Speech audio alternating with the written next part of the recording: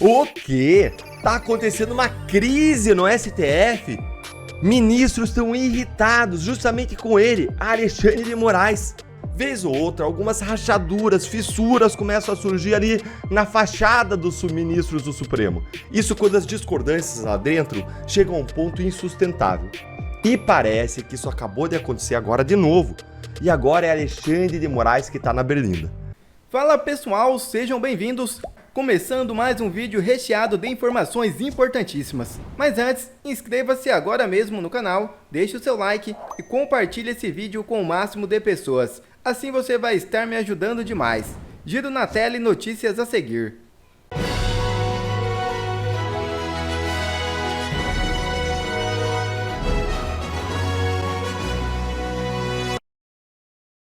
Revelada a reação de ministros do STF à manifestação em Copacabana.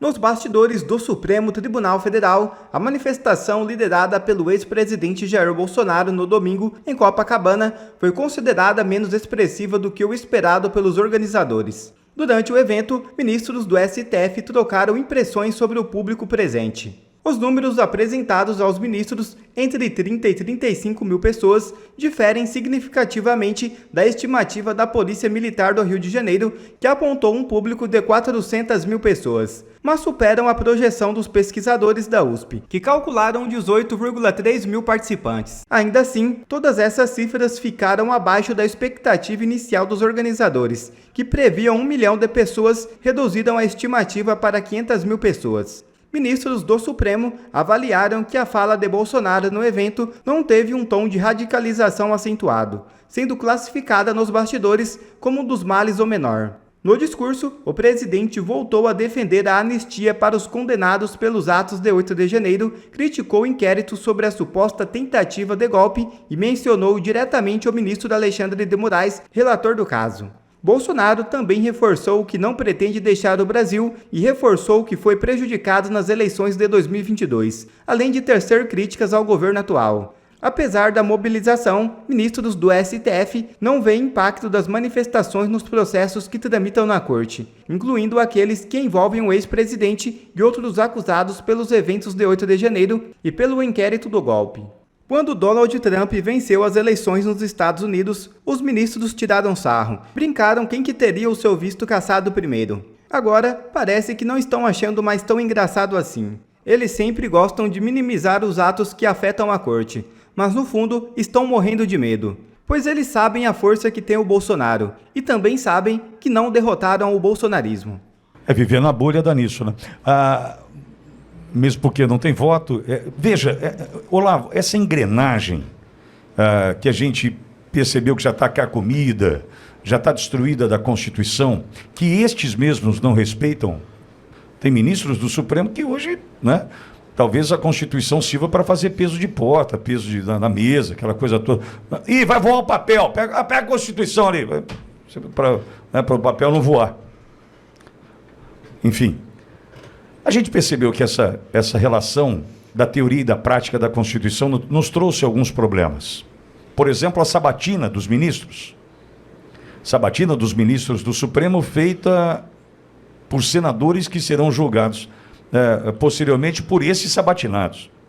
Aí nós temos a questão do impeachment de ministros do Supremo, que só pode ser pautada por um único homem. Então a gente condena as decisões monocráticas do Supremo, mas temos uma decisão monocrática do Senado com relação às pautas de impeachment.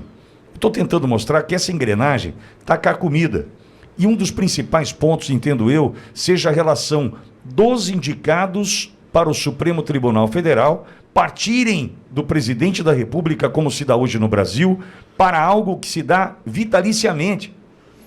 Né? O cara fica ali para sempre. Nós temos mais quantos anos de Alexandre de Moraes ali diante do Supremo Tribunal Federal se não for empichado? Né? O cara vai até os 75 anos sem estar preocupado se vai ter que se reeleger na próxima eleição, um recall da população, do ponto de vista, será que ele é um bom ministro ou não é? O cara está andando e andando porque ele não depende do eleitorado. Salário ganha até 75 anos, todos os benefícios que nós já sabemos. Enfim, nós temos uma relação que não é legal hoje. Por quê? Porque exatamente promove algo na mesma linha que o João trouxe. Não estamos nem aí pro que vocês estão pensando da gente. Mas, ao mesmo tempo, me chama a atenção a preocupação dos mesmos em analisar as câmeras para saber quantas pessoas tinham. A preocupação para saber se o discurso de Bolsonaro foi mais radical ou menos radical. Ministro do Supremo, que, ao meu ver, tem que ser imparcial, simplesmente focado no que diz a lei, tem que estar preocupado com reação popular, Olavo?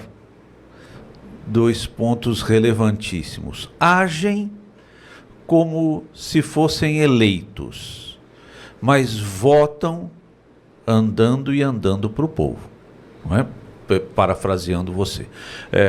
Esse binômio em relação a votos é extremamente interessante, porque se preocupam com a opinião da população, querem saber, querem influenciar a opinião da população, manifestam seus votos abertamente, não estão nem aí para as regras que orientam e determinam o comportamento a magistrados, é uma legislação. Mas para quê? Porque não tem quem fiscalize. Não há quem fiscalize um ministro do STF hoje diante perdão o neologismo, mas o capachismo do presidente do Senado e também de todo o Senado, que não colocam pressão. Mas votam a frase final do tal ministro ou ministros consultado por Gadelha. Aliás, é sempre interessante essas fontes, né? Mas vamos lá. Fala assim, isso não vai influenciar no julgamento, dane-se o povo. Ferre-se o povo, fazemos o que queremos, o que nos dá na cabeça. Pittoli bem colocou que semana passada houve uma modificação no entendimento do STF, até uma matéria da Veja interessantíssima, poucas linhas, vale a leitura. Porque o STF agora mudou o entendimento para manter pessoas eleitas sob o manto de julgamento do STF. Está lá na Veja, se você quiser ler. É aquilo que nós já falamos semana passada, é só para manter o cabresto em cima do político. Simplesmente para manter o cabresto em cima dos senadores que calados não pautam impeachment, que calados ferram o sistema de freios e contrapesos desse país. É isso. É o establishment que a gente tanto fala aqui. É o establishment que se retroalimenta, é o governo federal retroalimentando o judiciário e o judiciário respaldando o governo federal, calando o legislativo. E quem é o legislativo? É o representante do povo. É o eleito. Povo, o que em tese deveria manifestar a vontade do povo, calado sobre um cabresto imposto pelo judiciário, que se comporta como se tivesse recebido votos, mas se preocupa como se tivesse recebido votos, mas se comporta nem dando bola para o povo. Agora, só um alerta para aqueles que torceram para o Jacaré no filme do Tarzan ontem, para que tudo desse errado, que não tivesse ninguém, que flopasse. Né? Eles preferem, só um alerta, os ministros do Supremo preferem acreditar na USP ao invés de acreditar na Polícia Militar do Estado do Rio de Janeiro, é isso? É isso. Eles estão me dizendo isso. Né? Eles estão me dizendo que preferem acreditar em qualquer coisa menos na Polícia Militar do Estado do Rio. Bom, deixa eu só mostrar um print que nós fizemos ontem por volta de 10 horas da noite, acho que foi isso aí, só para mostrar para os amigos do Supremo Tribunal Federal e demais que torceram para o Jacaré no filme do Tarzan, que só a Auriverde ontem conseguiu mais de 1 milhão de pessoas. Então, assim, fiquem tranquilos, né? Pode ter tido dificuldade de acesso, pode ter chegado às 400 mil pessoas, um pouco longe de 1 milhão que nós queríamos em Copacabana. Entretanto, a transmissão da Auriverde Brasil ontem chegou a 1 milhão de visualizações. 1 milhão de pessoas com toda a dificuldade colocada pela plataforma. Com toda a dificuldade colocada pela plataforma Auriverde. Ontem, 1 milhão de pessoas. Então, assim, veja, eu não posso acreditar que seriam ingênuos de pensar que seria uma oportunidade única para aqueles que estavam em Copacabana. É por isso que nós, da Auriverde Brasil, assim como a Oeste, Didi, entre outros, nos mobilizamos para fazer com que a transmissão chegasse mais longe ontem. Para que a gente, através de um canal como este da Ouro Verde, puder chegar a 1 milhão de pessoas. Não sei o que estou dizendo, está aí o número, está printado. Isso aí é o número do YouTube. 1 milhão de pessoas nesse Brasil. Então nós somos hoje, só na Ouro Verde, 1 milhão de brasileiros que acompanhamos o que aconteceu em Copacabana ontem. Então, ministros, não é pegar o ônibus lá de Quixeramobim e descer para o Rio de Janeiro. É estar em Quixeramobim e assistir a transmissão, entender a mensagem, o que foi dito ali. É isso. Ou vai achar que vai todo mundo para Copacabana e só quem estava ali, como o PT adora fazer, em eventos controlados, só aquele teria acesso ao conteúdo? Não. Aí entra a Ouro Verde e demais canais que fizeram a sua parte. Então, só a Ouro Verde, ontem, 10 da noite, já tinha esse número de mais de 1 milhão de pessoas alcançadas. Pode se somar aos 30, 40, aos 18 mil da USP, aos 400 mil da Polícia Militar no estado do Rio de Janeiro e faça as suas contas, Olavo. O quê? Tá acontecendo uma crise no STF? Ministros estão irritados justamente com ele, Alexandre de Moraes. Olha, que o STF é a instituição mais fechada, mais corporativista e é que mais se autoprotege em toda a República Brasileira. Toda vez que se torna alvo de críticas, olha, aí sou eu, você, todo mundo tá cansado de saber. E nos últimos anos, a gente tá vendo uma união, vamos dizer assim, no mínimo estranha do STF, que se uniu deixando de lado aqueles debates, aqueles bate-bocas para derrotar o bolsonarismo. Mas, vez ou outra, algumas rachaduras, fissuras começam a surgir ali na fachada dos ministros do Supremo. Isso quando as discordâncias lá dentro chegam a um ponto insustentável. E parece que isso acabou de acontecer agora de novo. E agora é Alexandre de Moraes que está na berlinda. Leia aqui comigo então essa matéria do Lauro Jardim, do jornal O Globo, que eu vou te contar em seguida qual que é o objetivo dos ministros do STF com essa nota e o que eles que estão irritados, incomodados com Moraes, realmente poderiam fazer e que teriam um efeito prático gigantesco muito melhor do que essa nota aí. Mas acompanha aqui comigo. O incômodo de alguns ministros do STF com a postura de Moraes no inquérito do golpe. Aí a figura, em conversas reservadas, alguns ministros do STF se mostraram incomodados com a postura de Alexandre de Moraes na condução do inquérito do golpe. Eles avaliam que o seu comportamento tensiona o caso mais do que necessário. Por que será, hein? Será que porque ele é vítima, juiz, investigador, delegado do caso, procurador, promotor, tudo ao mesmo tempo? Será que porque ele está querendo fazer tudo em um ano, pressionando o tempo? Será que é porque ele quer que todo mundo vote com ele, usa pressão? Será que é porque ele adota várias medidas abusivas contra os investigados? Por que será, hein? Razões aí sobram. Mas olha esse complemento aqui, ó. Esses ministros, porém, não dirão isso em público. Gente, isso aí que eles estão falando, como diz a matéria aqui, seria em conversas reservadas. Mas agora elas se tornaram públicas por meio dessa nota para o Lauro Jardim. Pessoal, pensa aqui comigo. Por que os ministros do STF, que estão incomodados, que estão irritados com a postura do Moraes, eles dariam essa informação para o jornalista publicar? Com certeza há um objetivo, porque os ministros do STF, eles são muito hábeis politicamente, eles não dão ponto sem nó. Senão, não seriam ministros. Acho que isso já está claro para todo mundo. Então precisa existir aí um objetivo. Com certeza não é só para desabafar. Isso você faz em casa, com a sua família, com seus amigos. Há um objetivo político na divulgação dessa informação, com certeza. Qual que é? Olha, se você está gostando desse vídeo, só para lembrar, curte aí, que é um jeito de você ajudar o canal a continuar a levar informações e análises para você, e é um jeito de você e outras pessoas continuarem a receber esse tipo de conteúdo. Vamos lá, então. Qual que é o objetivo da divulgação aí dessa informação na coluna do Lauro Jardim? Sem dúvida alguma, o objetivo deles é mandar um recado direto ao próprio Moraes. Essa nota ela tem o endereço certo e é o gabinete de Moraes do Supremo.